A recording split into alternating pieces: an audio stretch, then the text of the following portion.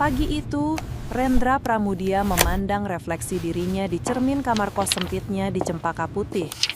Rambutnya dipotong cepak ala pekerja lapangan, kulitnya sedikit lebih gelap karena sengaja sering terpapar matahari, dan pakaian yang ia kenakan adalah seragam biru kusam yang biasa dipakai karyawan level bawah. Sebuah senyum tipis, campur gugup dan rasa ingin tahu menghiasi bibirnya.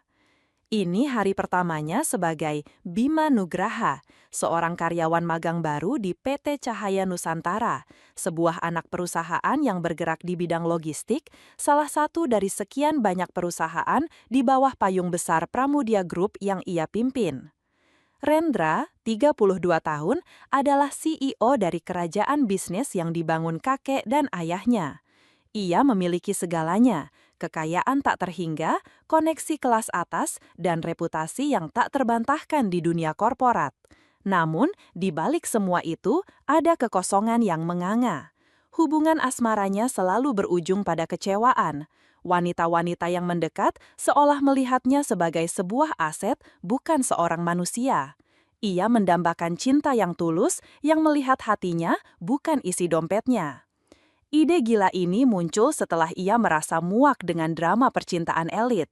Aku akan menyamar, katanya pada Arya, sahabat sekaligus direktur utama Pramudia Group yang kini mengambil alih kursi Rendra sementara. Aku akan jadi karyawan biasa di salah satu anak perusahaan kita, di tempat yang tak ada seorang pun mengenaliku. Arya dengan segala kekhawatirannya akhirnya setuju. PT Cahaya Nusantara dipilih karena lokasinya yang sedikit terpencil, jauh dari pusat kota tempat Rendra biasa beroperasi, dan struktur organisasinya yang cukup independen. Kebanyakan karyawan di sana adalah lulusan baru atau pekerja lama dengan pendidikan menengah yang kecil kemungkinannya pernah berinteraksi langsung dengan pucuk pimpinan Pramudia Group. Ingat Ren, pesan Arya saat mengantar Rendra ke titik penurunan taksi pertama, ini bukan liburan, kau akan merasakan kerasnya hidup nyata. Dan Arya tidak salah. Bima Nugraha melangkah memasuki area loading dock PT Cahaya Nusantara. Bau oli, asap knalpot truk, dan debu langsung menyergap indranya. Ini adalah dunia yang sangat berbeda dari kantor Rendra yang wangi AC dan karpet tebal. Ia diperkenalkan kepada mandor gudang, Pak Slamet, seorang pria paruh baya dengan kumis tebal dan tatapan lelah. Bima, ini timmu, kerja keras, jangan banyak mengeluh, kata Pak Slamet datar tanpa basa-basi. Pekerjaan Bima adalah sebagai asisten lapangan, yang berarti ia harus ikut mengangkat barang, mencatat logistik, dan sesekali membantu sopir truk. Punggungnya pegal, tangannya lecet, dan kakinya terasa kapalan. Jam kerja yang panjang dan deadline yang ketat membuat stres semakin menumpuk. "Heh, Bima, kamu ini lambat sekali," bentak Anton, seorang rekan kerja yang badannya lebih besar, saat Bima kesulitan mengangkat kardus berisi suku cadang mesin. Dasar anak magang, kerja lelet. Beberapa rekan kerja lain menertawakan Bima. Rendra, yang biasanya ditakuti dan dihormati, kini hanyalah Bima si lambat. Ia menelan harga dirinya, tersenyum kecil dan berusaha lebih keras. "Maaf mas, baru belajar," katanya. Hinaan dan remehan adalah santapan sehari-hari. Ia sering dituduh malas, bodoh, atau tidak bekus. Pernah suatu ketika, ia salah mencatat kode barang dan Pak Slamet memarahinya di depan umum. "Kamu ini makan gaji buta, hah? Mata itu dipakai, Bima. Jangan mimpi bisa jadi karyawan tetap kalau begini terus."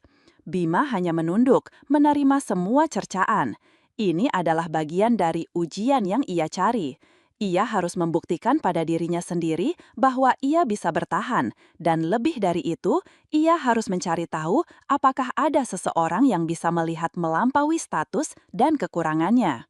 Malam harinya, di kosan, Rendra memijat bahunya yang nyeri.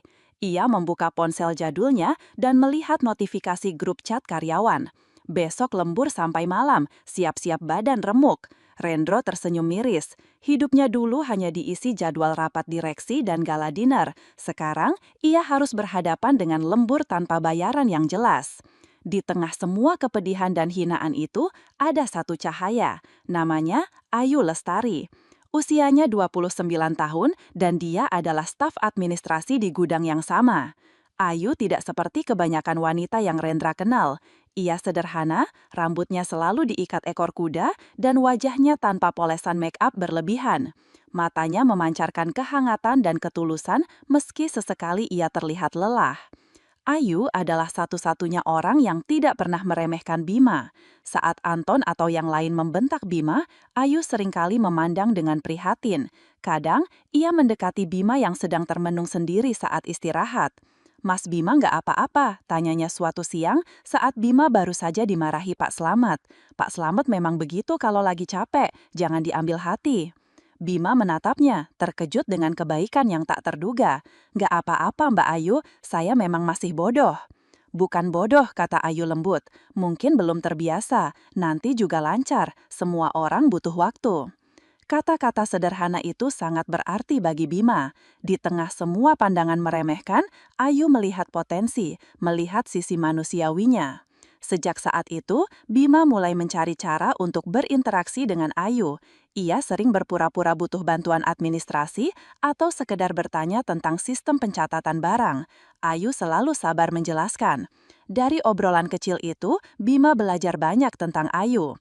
Ayu berasal dari keluarga sederhana di pinggiran Jakarta. Ayahnya pensiunan pegawai pabrik, ibunya ibu rumah tangga. Ia bekerja keras untuk membantu membiayai kuliah adiknya. Setiap hari ia menempuh perjalanan panjang dengan KRL dan angkot untuk sampai ke kantor.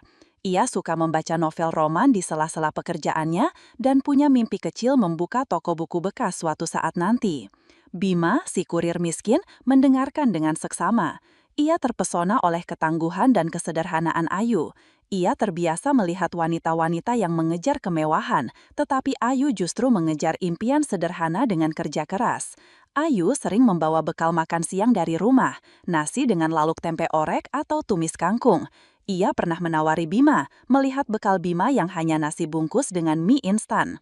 "Mas Bima mau nyicip, ibu saya masak banyak," tawarnya tulus. Bima merasakan sesuatu yang hangat menjalar di dadanya. Ini adalah kebaikan yang belum pernah ia rasakan dari siapapun, dari hati yang benar-benar peduli. Hubungan mereka berkembang perlahan. Dari obrolan di sela kerja, berlanjut pada ajakan pulang bareng menaiki angkot, lalu makan bakso di pinggir jalan. Bima tidak pernah mengeluh tentang pekerjaannya atau tentang hinaan yang ia terima. Ia hanya berbagi cerita-cerita lucu tentang pengalamannya di lapangan atau tentang hal-hal menarik yang ia lihat di jalan. Maya, di sisi lain, sering curhat tentang tekanan pekerjaan atau kekhawatirannya akan masa depan adiknya. Bima mendengarkan, memberikan dukungan, dan sesekali saran yang cerdas yang membuat Ayu terheran-heran. "Mas Bima ini tahu banyak hal ya," komentar Ayu suatu malam saat mereka sedang menunggu angkot di pinggir jalan yang sepi. Bima tersenyum kikuk. "Sedikit Mbah, sering baca-baca di internet saja." Ayu tertawa. "Bohong, ini mah bukan sedikit lagi."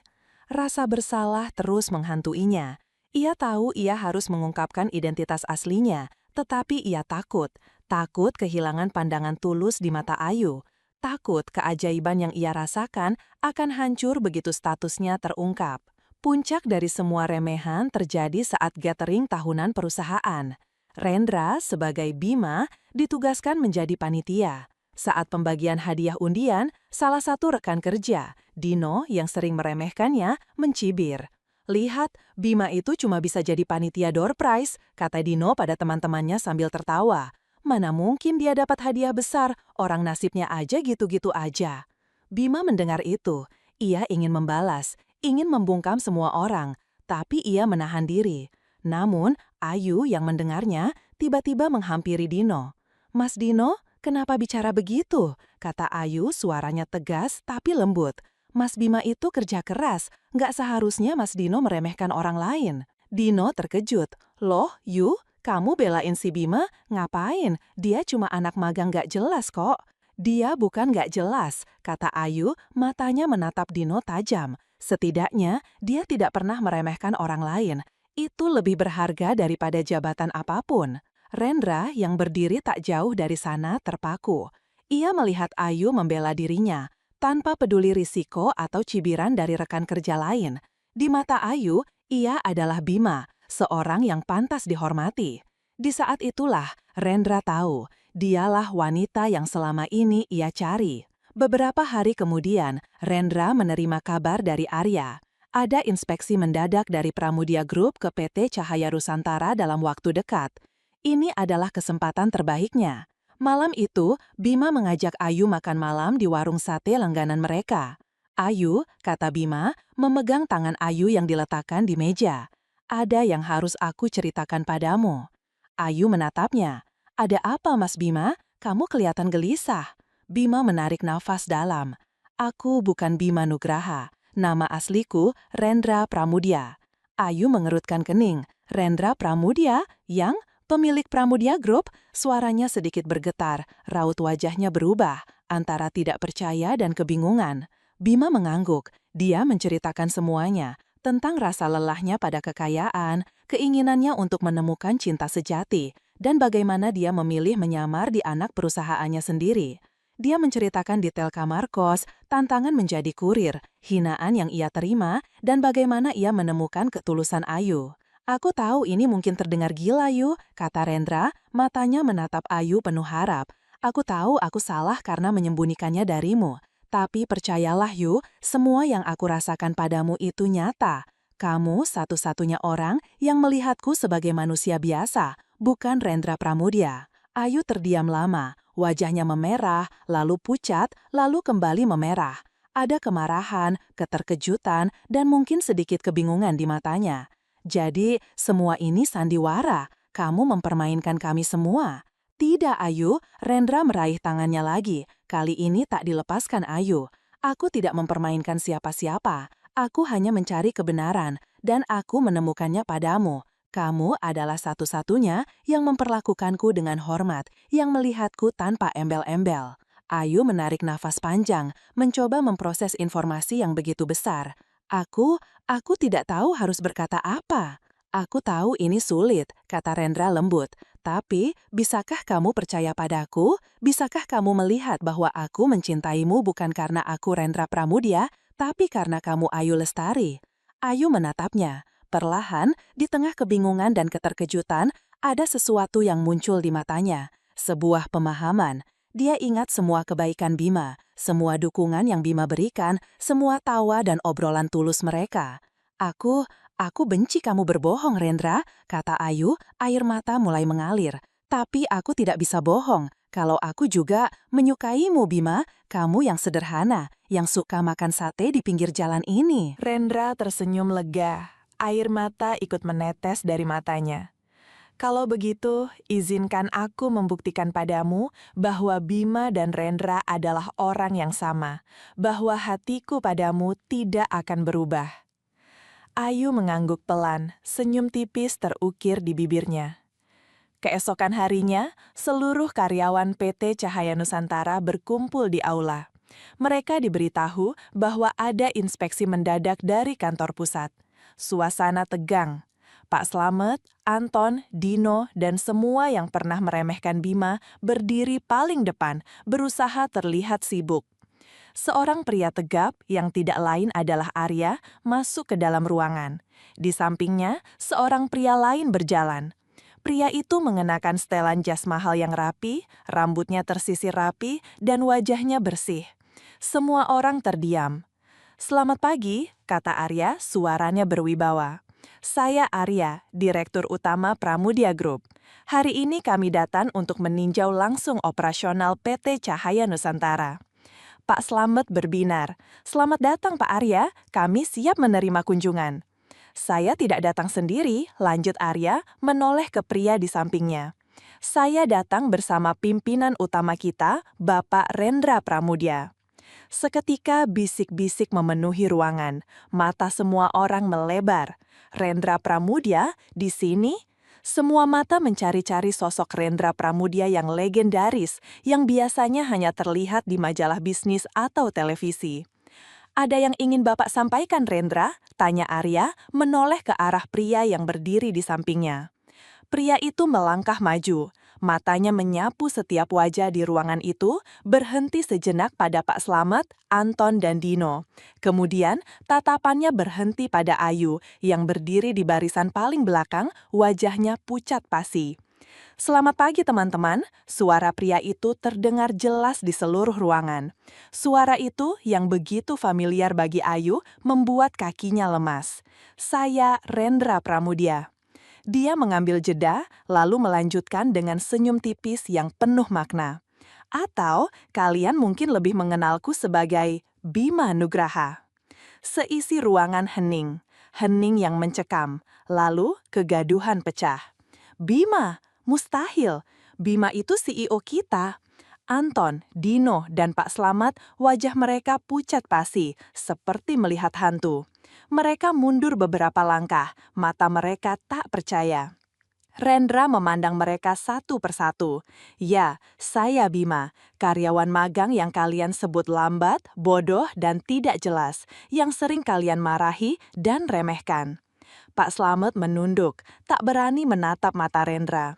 Anton dan Dino saling pandang, rasa malu dan takut menyelimuti mereka. Saya melakukan ini bukan untuk menjebak siapapun, kata Rendra, suaranya kini lebih tenang namun penuh penekanan. Saya hanya ingin tahu bagaimana rasanya hidup tanpa label. Dan yang lebih penting, saya ingin tahu apakah ada yang bisa melihat saya sebagai manusia biasa tanpa memandang status? Pandangannya kini beralih ke Ayu yang masih berdiri di belakang, matanya berkaca-kaca. Dan saya menemukan jawabannya, lanjut Rendra, suaranya melembut saat menatap Ayu. Saya menemukan seseorang yang melihat saya apa adanya, yang tidak peduli saya siapa atau punya apa. Seseorang yang membela saya saat saya diremehkan dan yang melihat potensi di balik kebodohan yang saya pura-purakan. Rendra melangkah mendekati Ayu. Semua mata di ruangan mengikuti gerakannya. Ayu Lestari, kata Rendra, berdiri di hadapan Ayu. Dia mengulurkan tangannya. Maukah kamu menerima saya, Rendra, seperti kamu menerima Bima? Air mata mengalir deras di pipi Ayu. Dia tidak bisa berkata-kata, hanya mengangguk pelan dan meraih tangan Rendra. Sebuah tepuk tangan riuh pecah dari beberapa karyawan yang terharu, sementara yang lain masih dalam keterkejutan. Pak Slamet, Anton, dan Dino mendekat. Wajah mereka penuh penyesalan. Maafkan kami, Pak Rendra, kata Pak Slamet. Suaranya bergetar. Kami tidak tahu. Maafkan kami, Pak, tambah Anton, dan Dino bersamaan, menunduk dalam. Rendra mengangguk. Kalian tidak perlu meminta maaf padaku. Kalian hanya perlu belajar bahwa setiap orang, apapun jabatannya, pantas diperlakukan dengan hormat. Rendra mengalihkan pandangannya pada Ayu, yang kini menggenggam tangannya erat. Dan pelajaran itu saya dapatkan di sini, dari semua yang terjadi, dan terutama dari Ayu. Di tengah keramaian dan kekagetan itu, Rendra tahu penyamarannya telah berakhir. Namun perjalanan hidupnya yang sesungguhnya bersama wanita yang melihatnya jauh melampaui debu dan berlian baru saja dimulai. Ia telah menemukan harta karun yang jauh lebih berharga daripada seluruh konglomerasi bisnisnya, cinta yang tulus dan sejati.